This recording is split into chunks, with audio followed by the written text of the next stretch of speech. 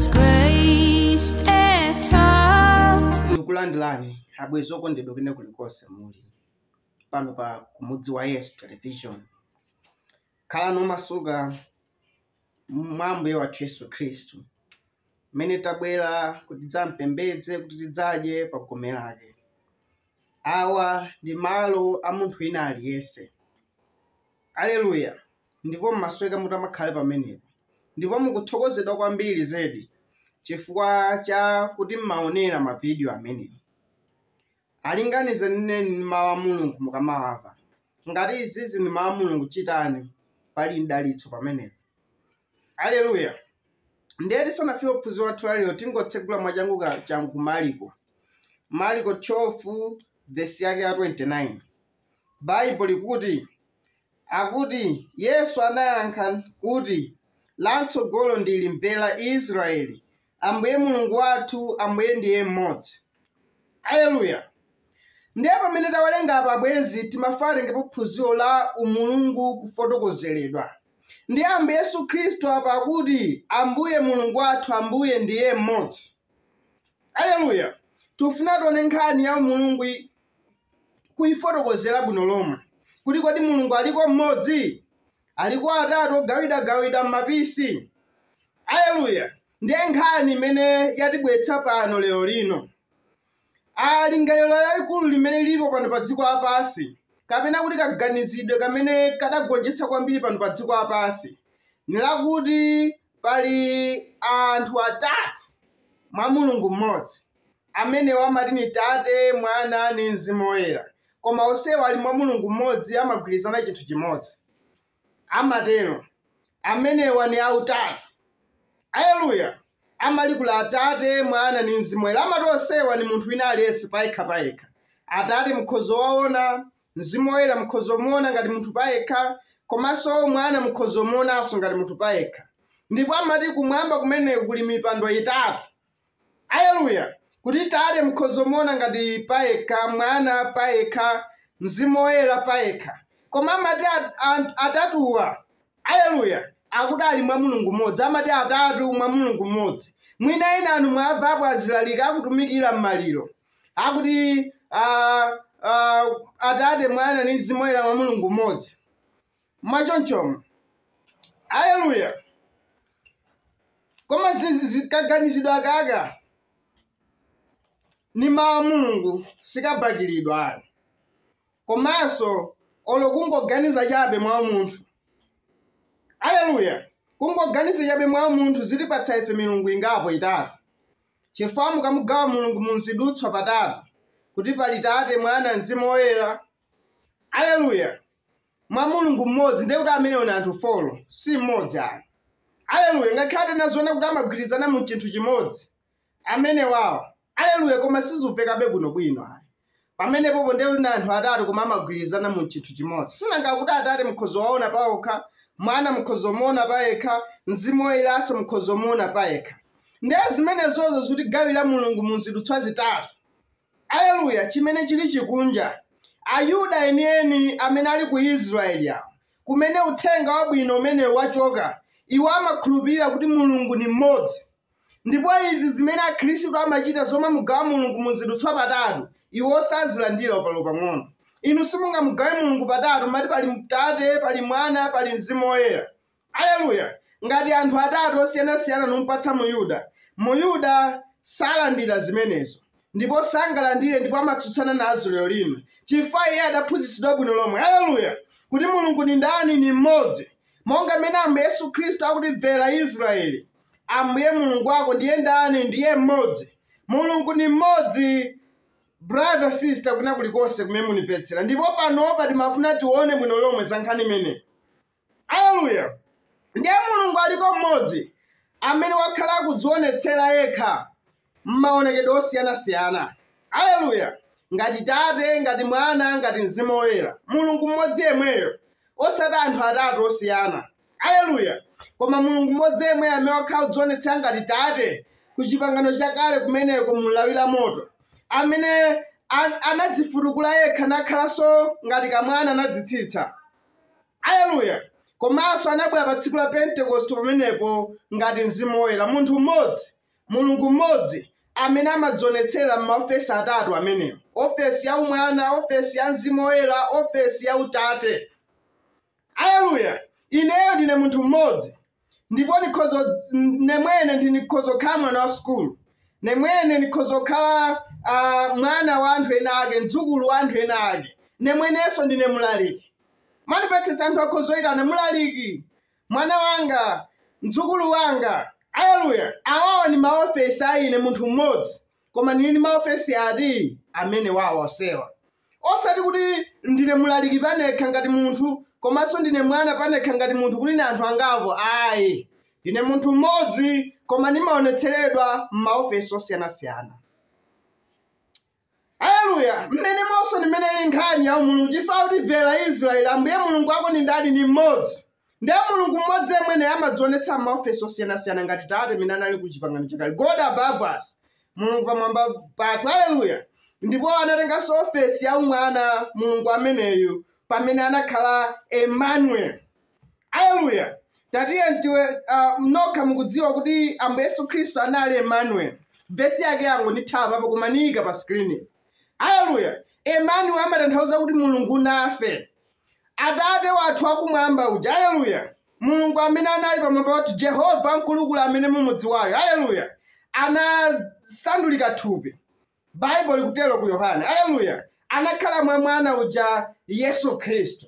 Chidzalo chonse cha Mulungu chidali mwa ndani? Mwa Iyeyo. Chifukwa Bible likuti Mulungu anali mwa Khristu kubwezeretsa dziko kwa yekha. Anali Mulungu athunthu ndithu ameneyo. Inde thupi anali munthu ngati inu ndine. Aleluya! Koma mkati mwake munali mzimu wonse wa Jehova, umakhala mwa ndani? Mwa Iyeyo. Mwayiona nkhani? Kutero kwa Ambuye Yesu Khristu uja anali chabe Mulungu kubwera pano pa dziko lapansi kudzayanjana ndi anthu. Chimeneyo anali. Tatiye nditsimikizirenso ndi zimenezi ni ku Yesaya 9 verse ya 6. Aleluya! Yesaya 9 verse ya 6 Bible likuti, pakuti kwa ife mwana wamwamuna wapatsidwa, ndipo ulamuliro udzakhala pa phewa lake. Kungomva za nkhani imeneyi chonchi, inu mukudziwa kuti nkhani iyi akamba za Yesu Khristu.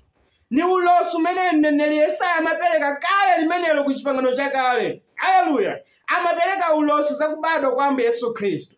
Akuti kwa ife mwana wamwamuna wapatsidwa, ndipo ulamuliro udzakhala pa phewa lake, ndipo adzamutcha dzina lake Wodabwitsa, mwanayo. Ndipo Ambuye Yesu Khristu moyo wake wonse anali wodabwitsa.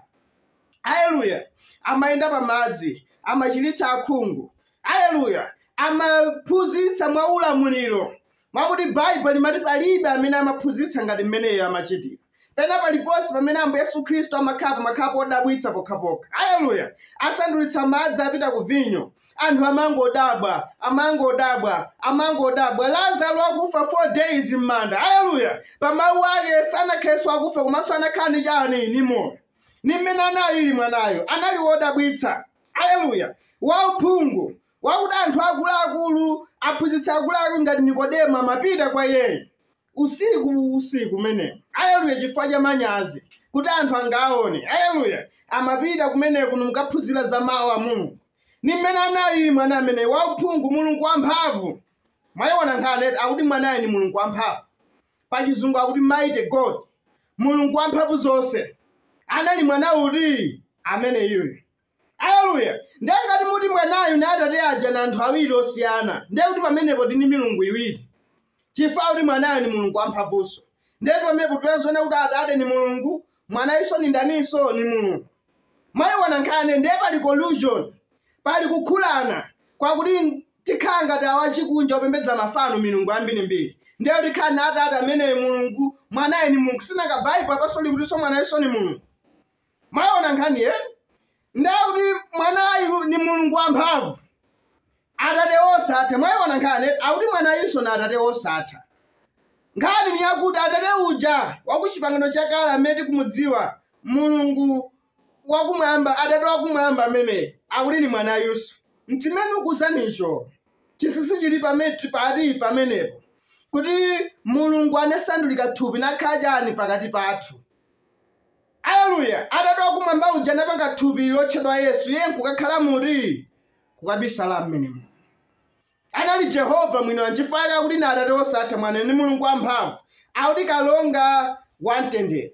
Mwayiona pamenepo si anthu awiri ayi kuti Atate ni munthu payekha, Mwana ndi munthu payekha ayi, koma tikupeza kuti ni same God yemwe, Mulungu mmodzimmodzi yemweyo. Haleluya! Amene kuchipangano chakale ali Mulungu pamwamba pathu, Atate osatha yemwe anasandulika chani? Thupi.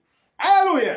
Ndi Ambuye Yesu Khristu ameneyu atachoka pano pa dziko lapansi anapereka mzimu wake ku mpingo ali mwakukhulupirira ngati Mulungu tsopano mwa ndani? Mwa ife. Chifukwa zophunziraja kuti ngati musunga malamulo anga, haleluya, ine ndi Atate ndidzapeza motani? Mokhala mwa inu.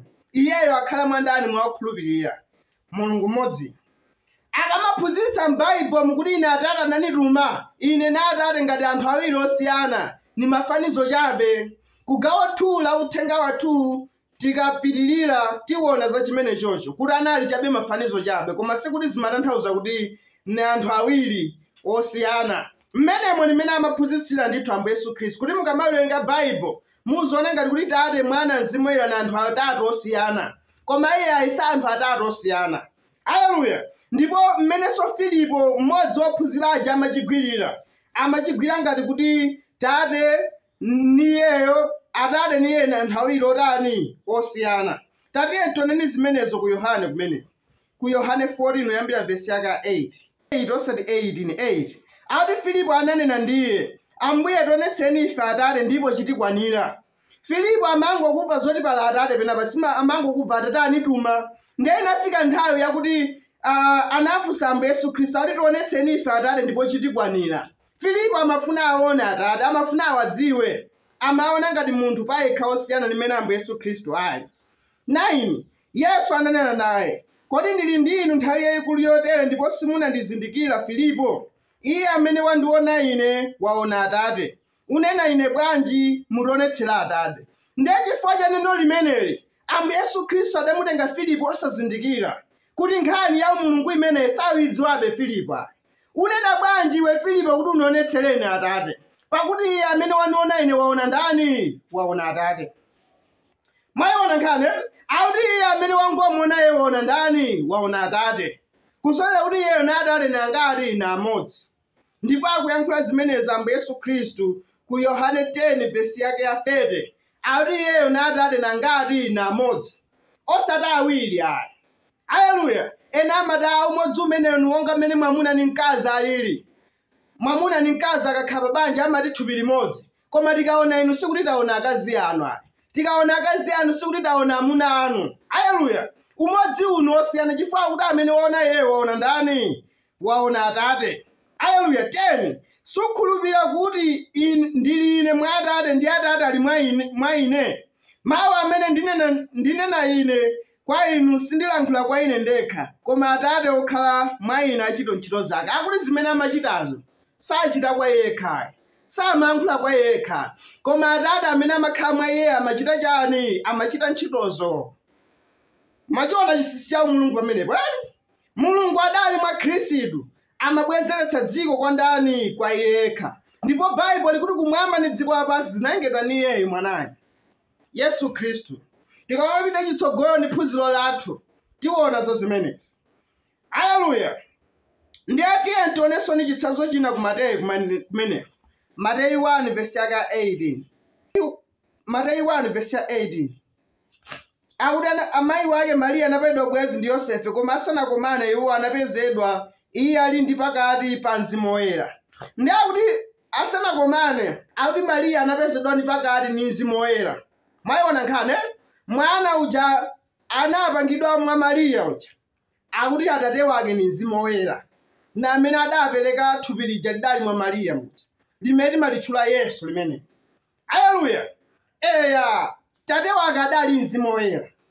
Ndiye Mzimu Woyera ameneyu titi Ambuye Yesu Khristu moyo wake simudzampeza mwa utchulapo Mzimu Woyera ngati Tate. Iye utchula Atate aja kuti ndi andani? Abambo ake. Zimene zingotionetsa ife kuti Mzimu Woyerayo Atateyo ni Mwana chinthu chimodzi chomwecho, koma amadzionetsera iye m'maofesi atatu amene wawa, chifukwa adakhala anthu osiyana. Haleluya!